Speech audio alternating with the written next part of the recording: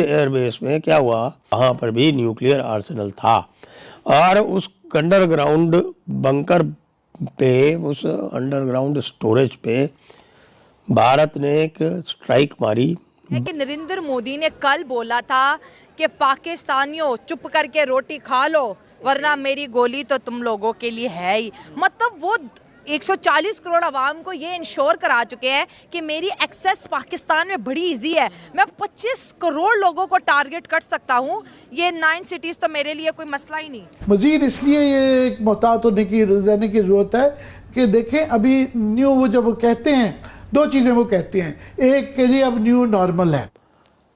अब मुरीद में साफ दिख रहा है कोई 3 मीटर है, 3 मीटर समझते हैं अब, 3 मीटर करीब 10 फीट का होल है उस अंडरग्राउंड फैसिलिटी के ऊपर। फिर उसके बाद ड्रोन्स आ गए हैं, उसके बाद यूएवीज अनमैन्ड व्हीकल्स आ गई हैं और उसके बाद मिसाइल्स आ गए हैं। मैंने सुना सिक्योरिटी ड्रिल हो रही है दोबारा से। ओहो, पाकिस्तान। पिछली बारी सिक्योरिटी ड्रिल हुई थी, मॉक ड्रिल तो हम कर रहे थे, एक्चुअल ड्रिल उधर की कर दी थी। और उस होल से जो बंकर बस्टर अंदर जाके फटा है, उसने जो कुछ भी अंदर था उसका काम तमाम कर दिया है और उसमें इतनी तगड़ी आग लगी है। जय हिंद दोस्तों पाकिस्तान ने एक बार फिर से न्यूक्लियर रेडिएशन के रिसाव की झूठी बातें पूरी दुनिया में फैलाना शुरू कर दिया है। यही क्लिप चला रहे हैं, डिबेट्स हो रही हैं, मतलब टीवी शो में बैठ के यही बातें हो रही हैं कि उन्होंने ऐसी बात बोली क्यों है, हम ये करेंगे वो करेंगे फलाना ये। और मोदी जी जहां पर भी जा रहे हैं वो सीधी चेतावनी दे रहे हैं कि भाई कोई भी मसला हुआ, कोई भी चीज हुई, समझ जाओ वरना मैं गोली मेरे पास तो है, मैं खुद अपने तरीके से समझाऊंगा।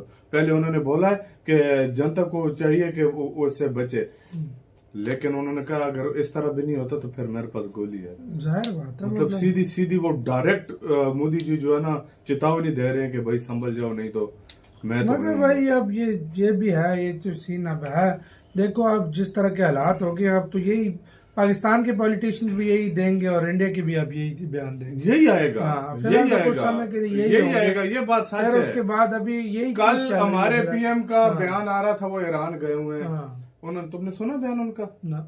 उन्होंने बोला है कि हम इंडिया के साथ ट्रेड में भी, हम इंडिया के साथ टेररिज्म के मामले में भी, और एक और चीज बात बोली है कि हम उस मामले में तैयार हैं, आप हमारे साथ बात करो। अभी कहाँ तैयार कहता है कश्मीर के मामले में बात करो, लेकिन अगली उसने क्या बात बोली है? उसने बोला है कि अगर फिर इंडिया ने कोई हमला किया तो मुंह तोड़ जवाब दिया जाएगा। मतलब सीरियसली अब क्या बात इसमें होगा, अब तो इंडिया बात ही नहीं करेगा, टेबल पे बात बैठकर करने की। अब इंडिया ने बात ही नहीं करनी भाई। अब इंडिया ने तो सीधा बोला हुआ है, इंडिया ने बोला है कि या तो पीओके पे बात होगी या टेररिज्म पे बात होगी, उसके बाद जो है ना हमारी बात होगी। अब दरअसल ये तो आप लोग जानते ही हो कि भारत और पाकिस्तान के बीच में आज भी तनाव का माहौल बना हुआ है। पाकिस्तानी इस बात से डर रहे हैं कि पता नहीं भारत एक बार फिर से कब उन पर आक्रमण शुरू कर दे और उनकी बर्बादी शुरू हो जाए। और बिल्कुल इसी बीच कुछ हाई रेजोल्यूशन सैटेलाइट तस्वीरें सामने निकल कर आई, जिनके द्वारा हमें यह पता चला कि भारत के हमले से पाकिस्तान के मुरीद एयरबेस में भी बहुत ही ज्यादा भारी नुकसान हुआ है। और अब यह खुलासा हुआ है कि पाकिस्तान के मुरीद एयरबेस में भी न्यूक्लियर साइट थी। रिपोर्ट्स की माने तो पाकिस्तान के मुरीद एयरबेस में भारी नुकसान की वजह से 30 मीटर की दूरी में 3 मीटर चौड़ा गड्ढा बन गया है। साथ ही साथ वहां पर मानव रहित हवाई वाहन हैंगर से सटे ढांचों को भी काफी ज्यादा नुकसान हुआ है। इन सैटेलाइट इमेज के माध्यम से यह पता चला है कि पाकिस्तान के मुरीद एयरबेस में जो न्यूक्लियर साइट थी उनको भी भारी नुकसान पहुंचा है। और पाकिस्तान का कहना है कि हो सकता है कि यहाँ पर से भी न्यूक्लियर रेडिएशन का रिसाव शुरू हो गया हो। जैसे सैटेलाइट कंपनीज और जो सैटेलाइट एक्सपर्ट्स हैं वो पाकिस्तान के बेसिस की सैटेलाइट इमेजेस निकालते जा रहे हैं, नई जानकारियां सामने आती जा रही हैं। और जो सबसे लेटेस्ट जानकारी आई है वो एनडीटीवी के विष्णु सोम और जो डैमियन है डेट्रेस्फा, जिनका ट्विटर हैंडल है, उन्होंने जो खुलासा किया है वो बहुत ही सनसनीखेज है, सेंसेशनल है, वह बिल्कुल रोमांचकारी है। बताया जा रहा है कि नूर खान एयरबेस और मुरीद एयरबेस, इनकी जो सैटेलाइट पिक्चर्स उन्होंने निकाली हैं, वो सैटेलाइट पिक्चर्स देखिए, उनकी कॉपीराइट है, इसलिए मैं वो सैटेलाइट पिक्चर यहाँ नहीं दिखा रहा। लेकिन जो तथ्य सामने आए हैं उसको देखकर ये लग रहा है कि भाई पाकिस्तान जो भागा है यूएस के पास में कि आका हमारा किसी भी तरह से सीज़ फायर करा दो, आका हम उनके पैर पड़ेंगे, लेकिन हम पैर पड़ें तो वो मान जाएं, इस तरह का कुछ करा दो आका।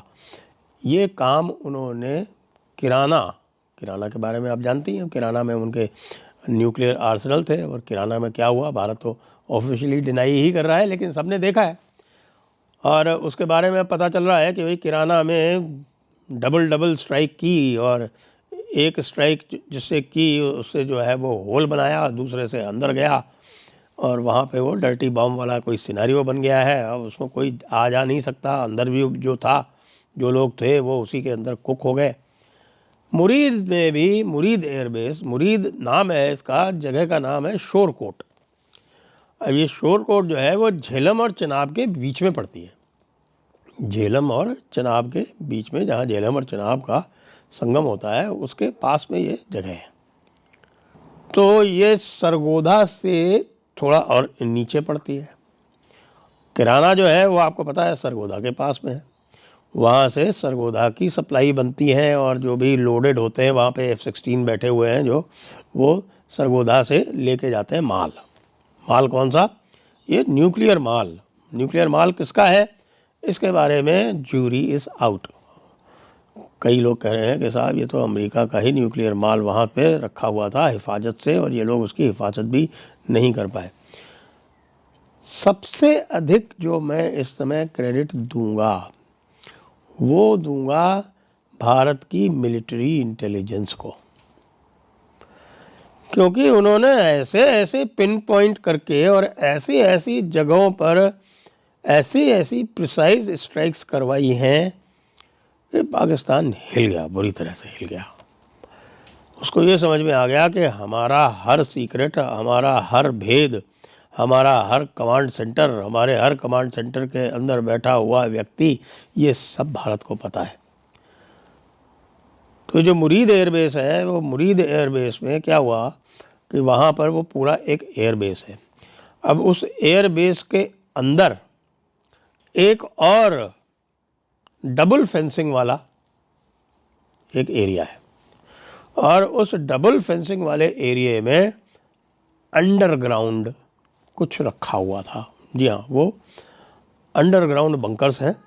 उन अंडरग्राउंड बंकर्स में कुछ सामान, बहुत अच्छा सामान, क्या सामान